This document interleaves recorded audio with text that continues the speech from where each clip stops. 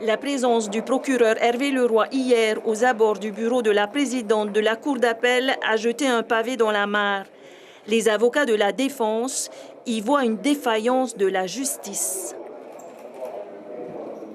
Avec ce procureur de la République, nous commençons à nous dire que pour que la justice passe sereinement, il serait bon qu'elle passe ailleurs que par Papeete. On a très envie de voir Oscar Temaru comme étant un coupable et il y a quelque chose que je regrette. Vous savez, vous êtes des gens de médias. Ce n'est pas le travail de la justice de décider du maintien en vie ou de la mort d'une radio. Ce sont aux organes de régulation français, puisque nous sommes en Polynésie française, de décider de ça. Or, on a tous très bien compris, si on regarde les choses en face, que si cette amende devenait exécutoire, cette amende colossale devenait exécutoire, ce serait la mort de Tereo Tefana.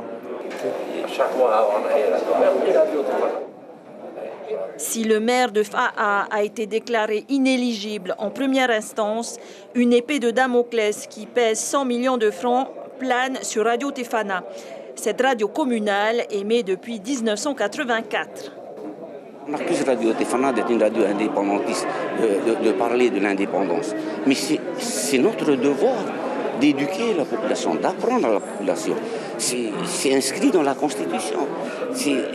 C'est un devoir que tous les médias devraient prendre en compte.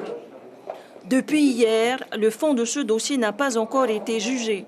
Après 1 heure de suspension d'audience, la Cour d'appel décide de renvoyer l'affaire à lundi matin.